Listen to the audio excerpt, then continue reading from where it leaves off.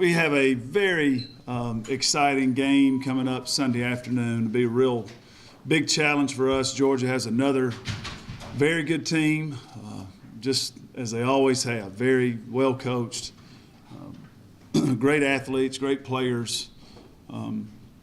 They played extremely well this season. They'll challenge us in many ways. So great tests ahead of us on Sunday, and we'll have to really work hard the next couple of days preparing for a good Georgia team.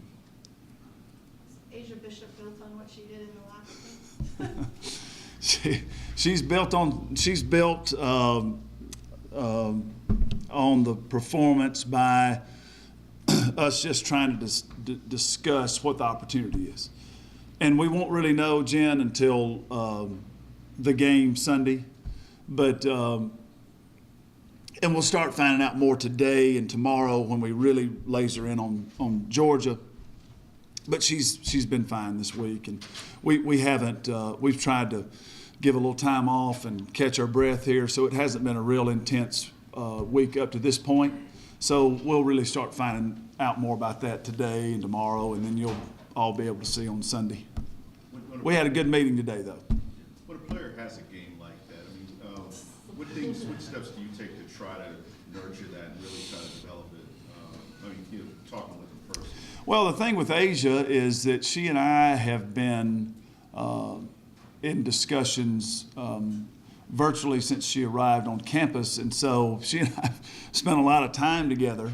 And what you try to do is you try to be real honest with her as to where things stand right now.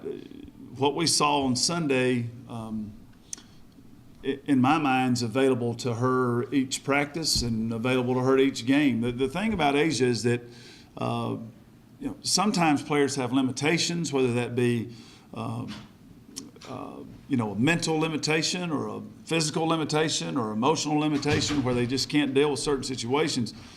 The thing that I've talked with Asia about is I don't see any deficiencies in any of those areas. She can engage people very effectively. She's great at connecting with people. She expresses herself well. She's very smart and sharp. She's enormously gifted from basketball talent-wise.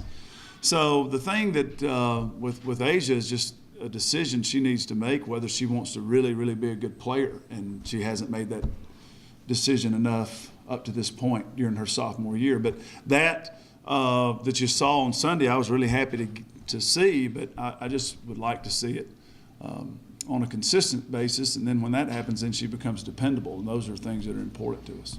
So, I mean, it's like a matter of her taking initiative. I mean, was that Yeah, unfortunately, it's not anything. It's not much I can do as far as making the choice.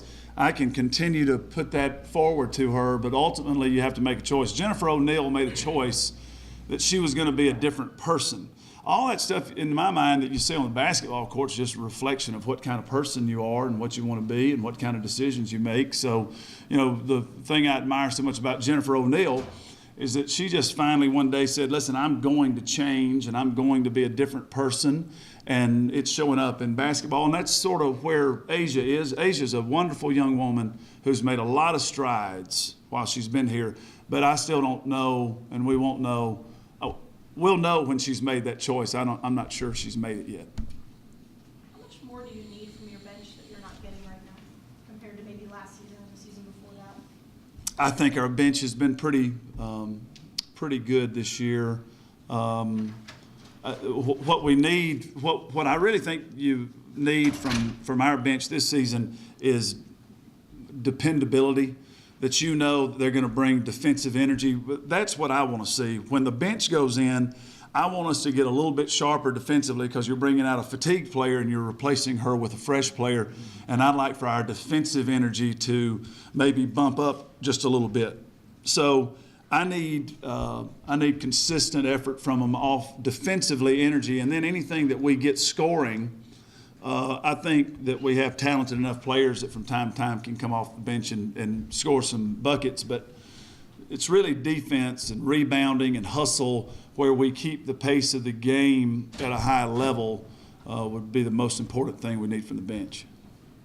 There's some special things going on Sunday outside the game itself. Can Can you talk about Alumni Day and what that means? Well, it means a lot. We're so fortunate to be in the position we're in right now.